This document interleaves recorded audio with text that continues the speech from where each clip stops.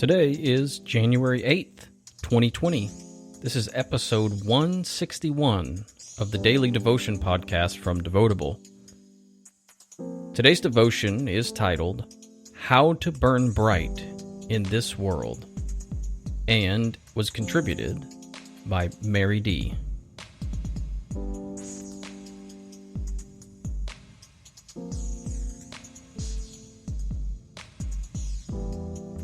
Do you ever wonder if your light will burn bright enough to make a difference in this world? After all, the darkness of this world surrounds us. Sometimes it feels as if our candle will be snuffed out, and evil will prevail. However, we can choose to stay the course and shine brilliantly in our surroundings.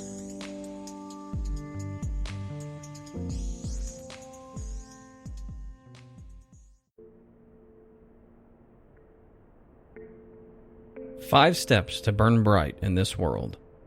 Number 1, remember where the true light originated. For God, who said, "Let there be light in the darkness," has made this light shine in our hearts, so we could know the glory of God that is seen in the face of Jesus Christ. 2 Corinthians 4:6, NLT. God brought light into our world at creation. However, wouldn't you agree the best source of brightness He ever gave us was through His Son Jesus? Jesus is the light of this world. He demonstrated this over and over again through His love. Jesus knew how to burn bright in His world. Then Jesus again spoke to them, saying, "I am the light of the world. He who follows me will not walk in darkness, but will have the light of life." John chapter 8, verse 12, NASB. Number 2, it only takes a flicker. Maybe you want to shine for Jesus, but feel as though it won't be enough to make a difference. Please don't underestimate how your light can change this world. It only takes a speck of light. But don't take my word for it. Please try the following. You will need a lighter and candle to try this exercise. Better yet are those fake candles that you turn on. Find a room where you can have complete darkness. You might choose an interior bathroom or even a closet. But do be careful, don't light your clothes on fire.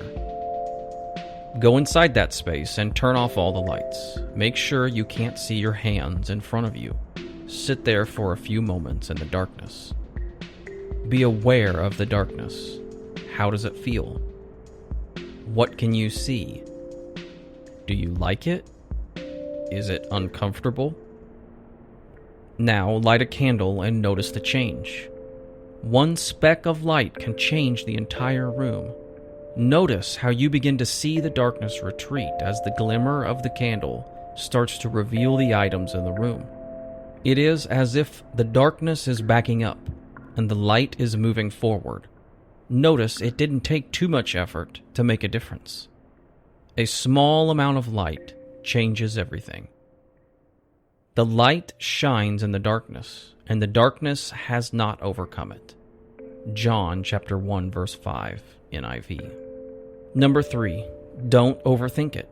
Shine your light no matter how small or significant you think it might be.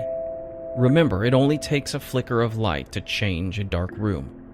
Furthermore, you may brighten the life of someone else just by your smile. Number 4, look for the light. We must be willing to see the light, to be the light. Keep your eyes on Jesus. Then Jesus told them, "You are going to have the light just a while longer. Walk while you have the light, before darkness overtakes you. Whoever walks in the dark does not know where they are going."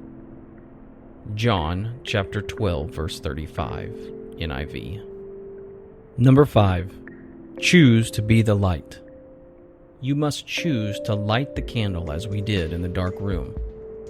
Nevertheless, wanting to shine won't be enough. You will have to make a choice and turn on the light. There are people all around us who are hurting and could use a little sparkle to shine into their world. Will you be that person? Feed the hungry and help those in trouble. Then your light will shine out from the darkness, and the darkness around you will be as bright as noon. Isaiah chapter 58, verse 10, NLT. With Jesus as our example, we can light up the world. We can burn bright in this world. However, we must remember where it all originated and then step out with a willing heart, choosing to be a light and go. Don't for a moment think a small little flicker won't make a difference. It will. Through our light, we will reflect God's love for others, and we will be a light in this world.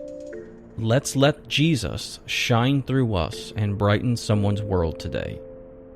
How has someone burned bright in your world right when you needed it?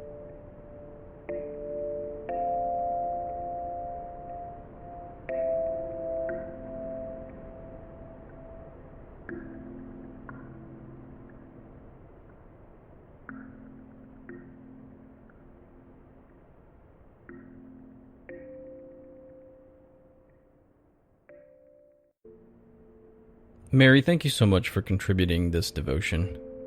This devotion absolutely speaks to the heart of what the Christian faith is all about. It's about making Jesus the preeminent example in our lives. It's about making Jesus' light shine through us. And heaven knows that we cannot do that on our own. We cannot be as encouraging to others as we need to be without letting Jesus lead, without letting Jesus' example shine through us. So many times we do overthink what it means to be a Christian, and so many times we try to be much more than what we need to be because we're trying to make ourselves look better, or we're trying to live up to some ambiguous standard that we think we need to uphold. So many times we try to do things on our own, and we need to keep our eyes on Jesus. We must be willing to see the light, to be the light, and there's no better example of and there's no clearer picture of what this devotion means than that light. There is no clearer picture of what this devotion means, at least what it means to me, than what that line says right there. We can't do or be anything apart from Jesus. A lot of times, if we just step back and we allow Jesus to work through us, we'll be less judgmental, we'll be less harsh, we'll be less rude, we'll be less condescending or judgy, and we'll be all the things that Jesus was and asks us to be, because we're letting His love shine through us. There's no greater calling in the world there's no greater calling in the Christian faith than to let Jesus shine through us. How much work could we do if we just let go and let Jesus work through us, allow Him to work through us. Mary, thank you for this devotion. It spoke volumes to me, and I know that it's going to speak volumes to other people as well. I would encourage you guys to go check out Mary on her blog, embracingtheunexpected.com. Mary's a writer, a speaker, a leader, passionate about encouraging others to embrace life in the midst of the unexpected. She's a warrior for God who doesn't give up. She's a great writer. She's been with Devotable for a long, long time, and I am super blessed to have her contribute to this project. Go check her out at that website. Check her out at some of the social media links that she has listed. Give her some encouraging words and feedback. And thank you again, Mary, for your contribution.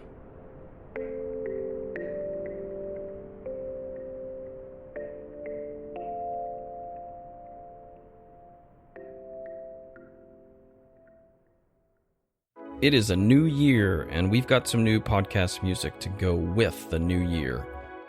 Guys, my name is Landon, and I am the creator and founder of Devotable, and I am so blessed and honored that you have chosen to spend the last 15 or so minutes with us, listening to a daily devotion read by one of our awesome authors. Devotable is a collection of over 100 authors, where we gather together and we try to do three things. We try to encourage believers daily, we try to reach the lost for Jesus Christ, and we try to spread the gospel as far and as wide as we can. The only way we can accomplish doing that is through the help from listeners like you. How can you help? Well, I'm sure glad that you asked. You can help in a variety of ways. First and foremost, I would love for you guys to pray for this project. Prayer is extremely powerful, and we covet your prayers as we try to reach as many people around the world as we can, sharing God's Word through these devotions and through our authors. Secondly, you can share us. We distribute Devotable devotions on a lot of different platforms, from podcasting to our email list to social media and much more. So if you come across us on any one of those mediums, leave us some feedback, give us some comments, share us with your friends and family. That's how we grow.